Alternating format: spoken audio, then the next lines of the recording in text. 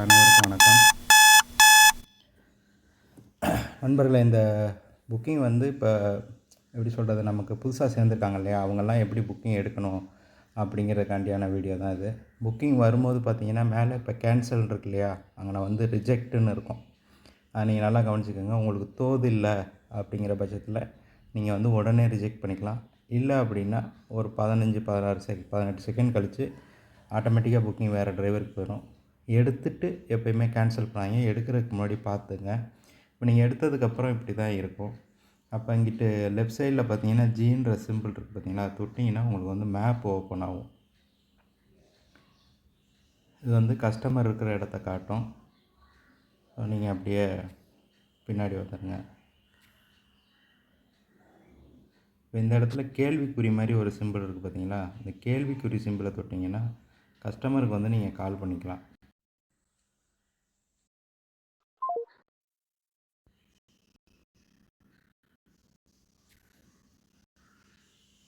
இப்போ கஸ்டமர் இருக்கிற இடத்துக்கு போனதுக்கப்புறம் நீங்கள் வந்து இந்த அரைவேட் கொடுத்தீங்கன்னா அவங்களுக்கு ஒரு நோட்டிஃபிகேஷன் ஆயிரும். திரும்ப கஸ்டமர் வந்ததுக்கப்புறம் திரும்ப ஒரு தள்ளிட்டு உங்களுக்கு வந்து ஓடிபி போடணும். இந்த இடத்துல ஓடிபி கஸ்டமர் சொல்லுவாங்க.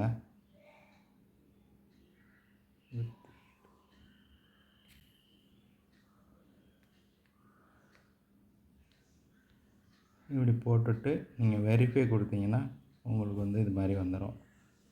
இப்போ மேப் ஆட்டோமேட்டிக்காக ஓப்பன் ஆகிடும். இப்போ நீங்கள் கஸ்டமர் போக வேண்டிய இடத்துக்கு போய்க்கலாம். போகி முடித்ததுக்கப்புறமா கம்ப்ளீட் ரைடு கொடுத்துருங்க. இது ஒரு ரைட் சிம்பிள் கேட்கும்.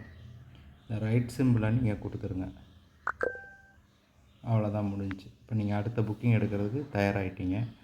இப்போ நீங்கள் எடுத்த புக்கிங்கை போய் பார்க்கணுன்னா உங்களோட ட்ரிப் டீட்டெயில் போனீங்கன்னா நீங்கள் எடுத்த புக்கிங் மேலேயே இருக்கும். அது இப்படி வந்துடும். நீங்கள் ஸ்க்ரீன்ஷாட் எடுத்து குரூப்பில் போடுறதுனா போட்டுக்கலாம். அதுக்கப்புறம் நீங்கள் புக்கிங் எடுக்க கீழே பாருங்கள் அக்கௌண்ட்ஸ் இருக்கும். அதில் பார்த்தீங்கன்னா நீங்கள் ரீசார்ஜ் பண்ண அமௌண்ட் வந்து குறைஞ்சிக்கிட்டே வரும். அந்த அமௌண்ட்டு ஒரு 10 ரூபா 20 ரூபா இருக்கும்போதே மினிமமாக நீங்கள் 100 ரூபா பண்ணலாம். கீழே டாப் அப்னு ஒரு ஆப்ஷன் இருக்குது பாருங்கள். இந்த டாப் அப்பை தொட்டிங்கனாலே உங்களுக்கு வந்து அந்த லிங்க் உங்களுக்கு ஆட்டோமேட்டிக்காக ஓப்பன் ஆகும். இந்த லிங்க்கில் கீழே திரும்ப டாப் அப்னு இருக்கும், அதை தொடுங்க. இப்படி வந்துடும். உங்களுக்கு தேவையான அமௌண்ட்டை நீங்கள் டைப் பண்ணலாம். இங்கே 100 ரூபா, அதாவது 10 ரூபா இருந்துச்சுன்னா மினிமம் நீங்கள் 100 ரூபா பண்ணலாம். இப்படி நெக்ஸ்ட்டு கொடுத்தீங்கன்னா உங்களுக்கு வந்து ஜிமெயில் ஐடி, உங்கள் registration phone number, partner ID கேட்கும்.